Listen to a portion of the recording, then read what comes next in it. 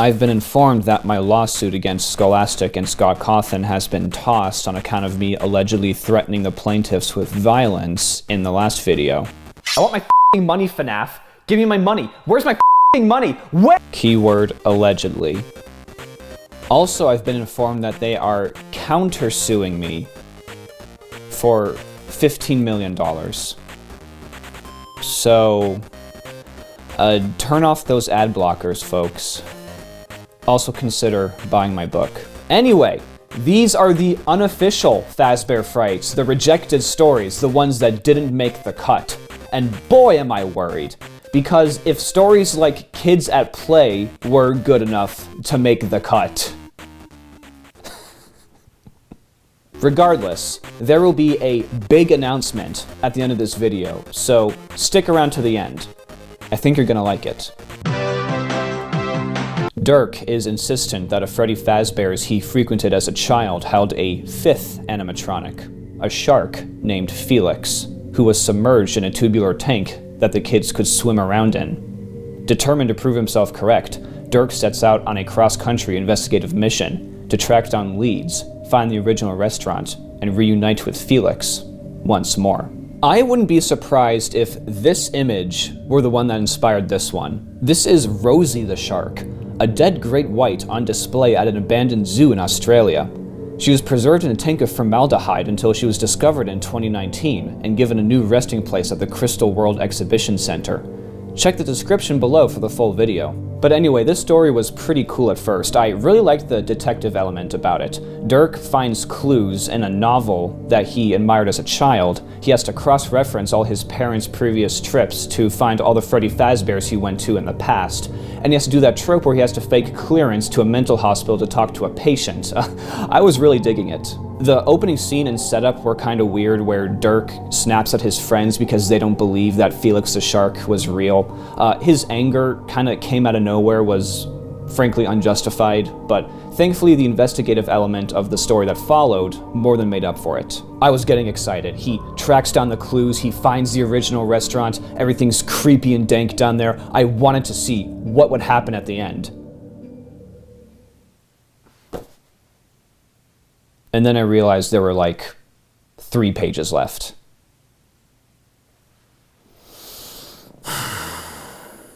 So to sum up the ending, Dirk goes inside the tubular tank filled with water because he's a fucking idiot. Felix shows up and he's all decrepit and ragged from years of abandon. The shark's teeth snag on Dirk's waistband. It's never made clear if this was intentional or not. And the two are stuck that way forever.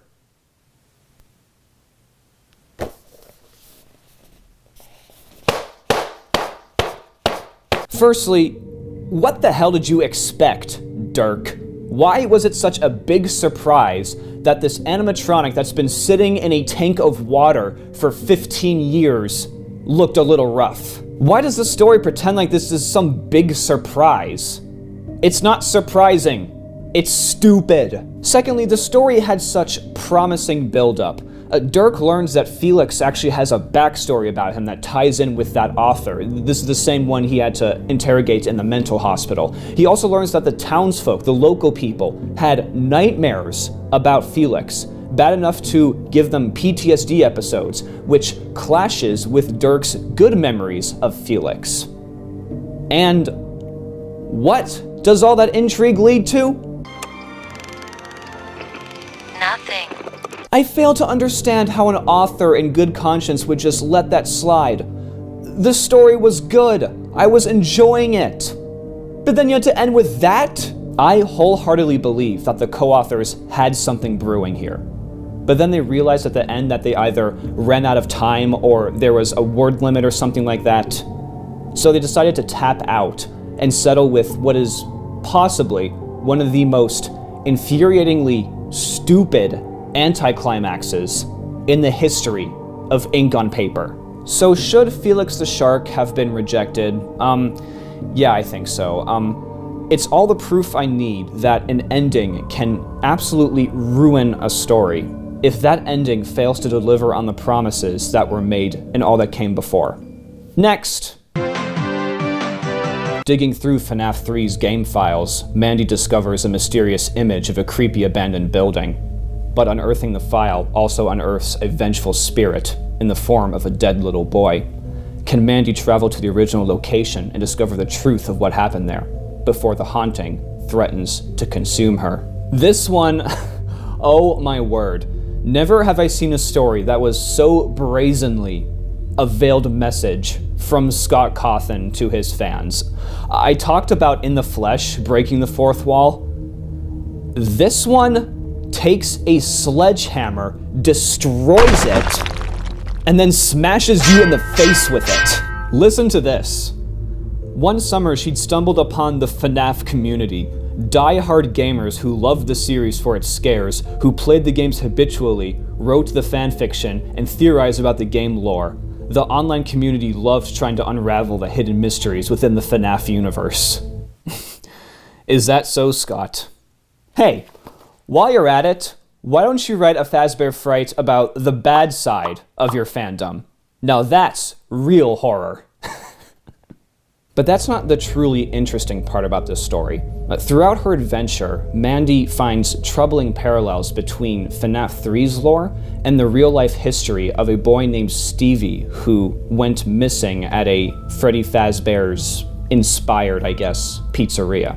Throughout most of the story, Mandy's eager and excited to be involved in a potential murder mystery about a dead child connected to FNAF, but when she discovers that what actually happened is that Stevie broke his neck trying to play hide and seek in the pizzeria, she suddenly sobers up and thinks lowly of herself for being so morbidly invested in a heartbreaking story such as this. Now, call me crazy, but I believe this story was Scott's message to his fans, reminding us that FNAF is a franchise that deals with death and tragedy and dark themes, and we ought to approach it with a little more respect and restraint. This is heavily supported by the way the dead child's spirit, as Stevie, is utilized throughout the story. At first, I was confused why he was acting so devilishly towards Mandy, because after all, he's just a lost spirit, more or less. But then I realized that what could be happening is his aura, for lack of a better term, was being polluted by Mandy's morbid curiosity about the murder case. And then when the truth gets out that it was just an accident, and Mandy finally realizes the true gravity of the situation, his spirit becomes benevolent again. Man, I can't believe I'm doing some actual theorizing on this channel. Side note, the story also ends on this line. I will probably never know for certain how this mysterious building is connected to the FNAF universe. It could have been something as simple as inspiration. The only thing I am certain of is, if the creator wanted us to know, I think he would tell us. Very subtle, Scott. Should the scoop have been rejected? No, absolutely not. It's far from the best or the scariest Fazbear Fright, but it's interesting and multi-layered and kind of funny in a meta sort of way. There's about a dozen official Fazbear Frights I would have loved to see go in favor of this one. What a nice surprise, especially so late in the series. Next. Sylvia gets her son Timmy a supposedly authentic Freddy Fazbear mask for his birthday, but the gift becomes a curse when Timmy starts embodying the characteristics of somebody else, someone perhaps connected to the murders of the original restaurant. With stalkers and strange happenings intruding on Sylvia's life, she begins to question whether she can keep her grip on reality. And also, her son. This one, it pissed me off. Even for a Fazbear Fright, this one felt tired, uninspired, predictable. I feel like shit just talking about it now. What can I say? The horror element sucked, the story was something we'd seen a million times before, and the ending? So Mike, as in Mike Schmidt from FNAF 1, is a side character in this story. Now, I know there's theories, I think they're pretty much confirmed, I'm not sure, that Michael Afton was the Night Guard in most, if not all, of the FNAF games. But this isn't Michael Afton. It's just Mike. Mike Schmidt. Basically because Timmy is being possessed by the spirit of Freddy Fazbear, or the spirit of the child inhabiting Freddy Fazbear, or something like that, they have to take him back to the original restaurant and reunite the Freddy mask with the original Freddy animatronic. The puppet shows up for no reason. Everything works out all hunky-dory in the end, and I mean, there's no scares, no tension, no stakes. I'm struggling to comprehend the thought process behind this one. If there even was a thought process behind this one. I have a suspicion that this was one of the last Fazbear Frights commissioned. Scott and the co-authors were just so exhausted after writing 30 plus of these things that they just shat out something safe, sterile, and predictable. And that something was You're the Band. It sounds like I'm being super dismissive, but really there are like no redeeming elements to this story. It reads like elementary school Freddy Fazbear fan fiction. It's not good. Should You're the Band have been rejected? Yes, absolutely. So that makes 2 stories I could have done without, and 1 story that I wish was on the original roster. That could be a good or bad assessment depending on how you slice it. But speaking of which, I'm done. I've read every Fazbear Fright. All of them. The entire series is behind me. Holy crap, that almost broke the bed. So, what did I think of the series as a whole? So, let's talk about the objective things I can say about the Fazbear Frights. And I mean this like with no like level of like condescension or anything like that. It is difficult to write. It's difficult to write short stories, especially when you have to write well over 30 of them. So there were 33 official Fazbear Frights. There were 3 that were rejected, supposedly, but I have the impression that there were so many more written, and they rounded it out to a 12-book box set, just so they could get a aesthetically pleasing number out there that would translate to better sales. I talked about this before in my FNAF novel trilogy review. I have to give the co-authors credit because it cannot be easy to translate the batshit in Scott Cawthon's mind to the art of the written word. With a fan base where even the most ardent and well-learned fans still argue about what really happened in this game's lore, taking all that and writing stories that were, at the very least, cohesive, especially from co-authors who probably had no idea what FNAF was, or at the very least weren't as plugged in as others were. That's still an impressive feat. I have to give them that. It's also worth noting that writing books is a highly collaborative process, and very often a lot of decisions about their direction and their overall technical quality come from up above, as in publishers and editors. I know that 5 of these 3-book collections were initially proposed, which was then bumped up to 11, and then they tacked on a 12th at the end. So, that definitely explains the degrading quality as the books went on. And it also explains the stretched nature of trying to connect some of these stories to FNAF. Like that meme I was making about just adding the prefix Faz in there and making it a FNAF story. I mean, that was really happening. They were clearly pressured, they were rushed. I wouldn't be surprised if they were tired. This applies to both the co-authors and Scott Cawthon, so I mean, that happens all the time in the publishing industry. It's sad that it does. It's sad that often high-quality literature is sacrificed in favor of just getting out as many stories as possible to make the publishers money, but I mean, books are ultimately another form of art, just like movies or TV shows or video games, so it's inevitable that stuff like this happens there. But overall, getting 36 of these stories out, still a pretty impressive undertaking. You cannot deny that. Like, writing a short story, like I said before, is difficult. Collaborating with all those different co-authors, with Scott Cawthon, with a big publishing house like Scholastic, to get all of that out, that's difficult, no matter who you are, no matter how talented you are.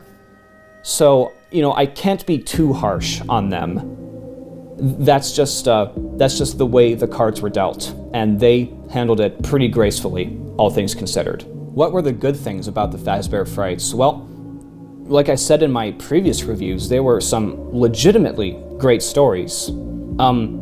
Fetch, Lonely Freddy, Step Closer, The Breaking Wheel, Prankster. There's probably one I'm missing in there, but oh yeah, The Real Jake, The Man in Room 1280. All legitimately good stories, and refreshing surprises. They truly were diamonds in the rough. More broadly speaking, I criticized the FNAF novel trilogy for not going as far as it could with its violence and gore, but Fazbear Frights overall really stepped it up. There are some really good gore and violent moments and weird, strange deaths in this one. Even a terrible story like Pizza Kit or Together Forever, when they describe the brutality of the gore, it really hits hard. So that's one thing they improved on. They actually reminded us that this was a horror franchise where terrible things happen to children. I mean, at the very least, that kept my interest when reading, because I just wanted to see exactly what would happen and how it would happen. And now the bad things.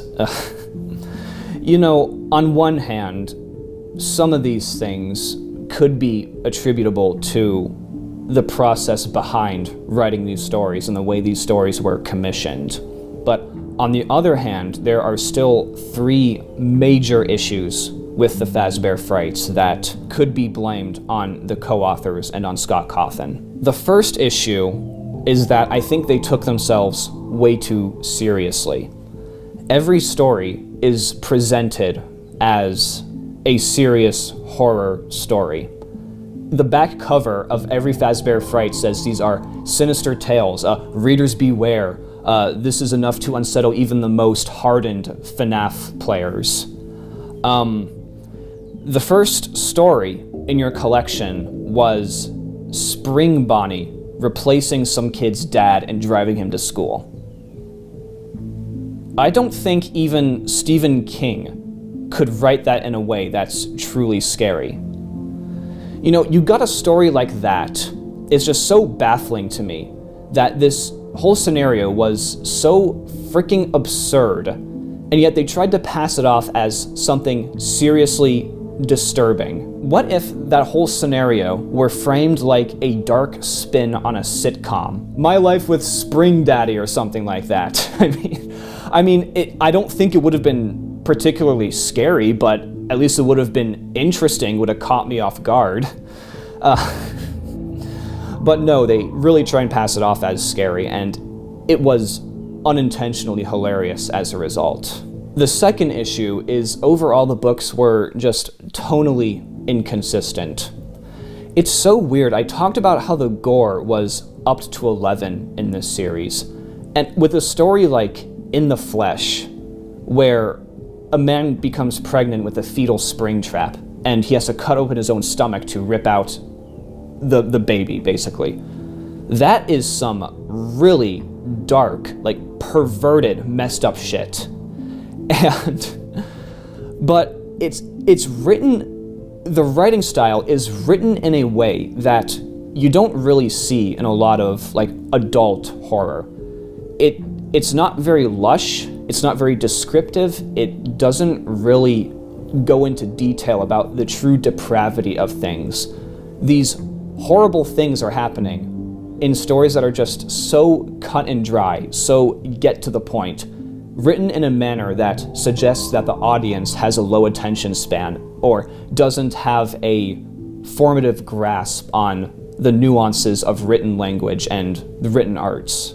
I still don't really know the intended age level for these books. I know they were nominated for a Kids' Choice Award. I know that some of you commenters have said that you saw them in like elementary school bookshelves. But those were like assessments made by outside people.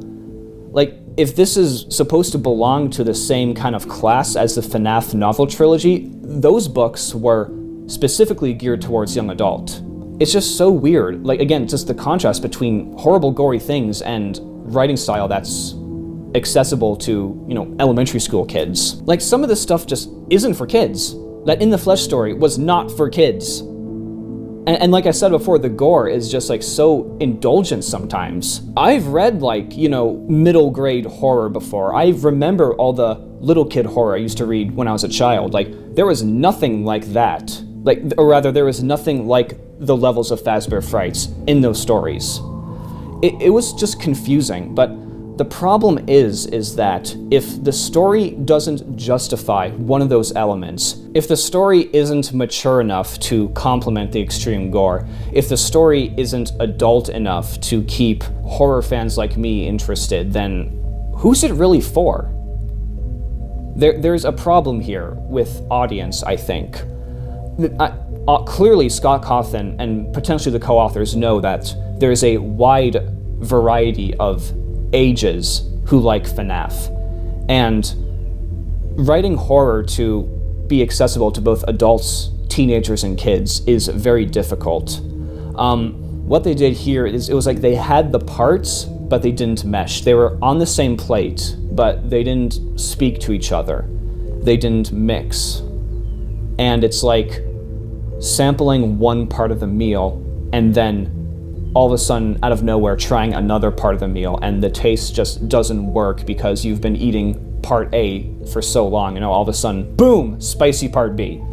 That's the only metaphor I can think of right now. If you know a better one, let me know. The third major issue was the stories were just so repetitive and so afraid to mix things up.